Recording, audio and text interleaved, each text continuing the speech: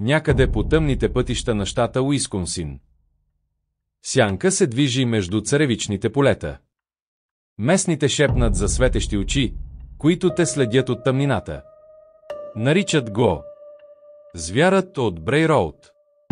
Същество, което ходи изправено като човек, но ловува като вълк.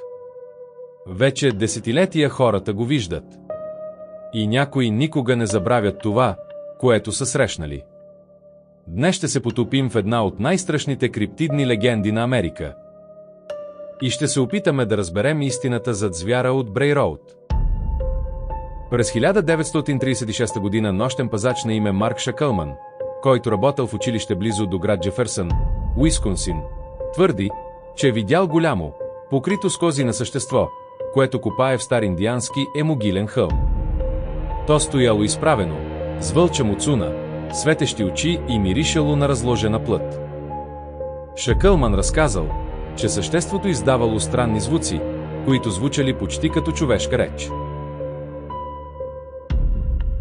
Историята наистина добива популярност, когато множество хора от района на Елкхорн започват да съобщават за срещи със странно същество. Най-известният случай е от 1989 година.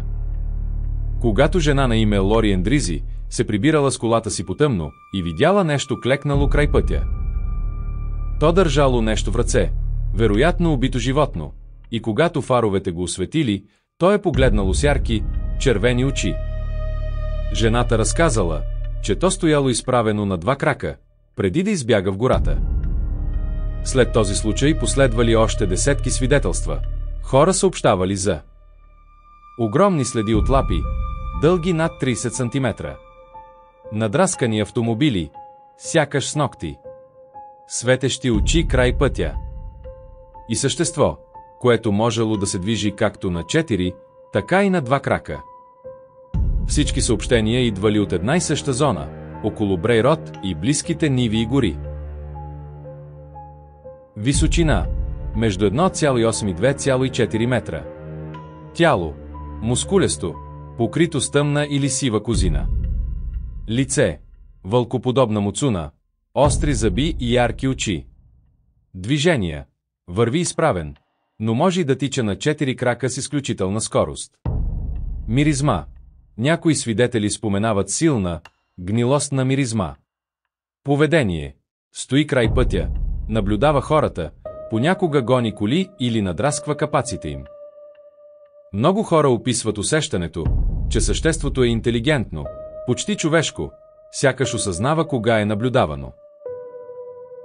С времето се появяват множество версии за това какво всъщност е звярат от Брей Роуд. Сбъркано животно.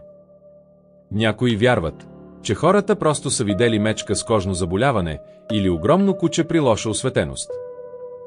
Неизвестен вид криптид.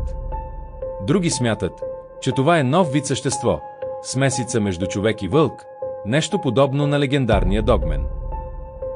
Паранормално явление. Някои очевидци и изследователи вярват, че звярат може да е свръхестествено същество, призрачен пазител или дори демон. Местен фолклор. С нарастващата популярност, историята започва да живее собствен живот. Появяват се книги, филми и туристически събития, които поддържат легендата жива. Дали това е просто сбъркано животно? Един модерен върколак? Или нещо, което не можем да обясним? Никой не знае със сигурност. Но и днес, по лунните пътища край Елкхорн, легендата за звяра от Брей Роуд продължава да живее. И ако някога се озовеш сам на този път и видиш две светещи очи, втренчени право в теб от канавката, не спирай, защото някои легенди е по-добре да останат в мрака.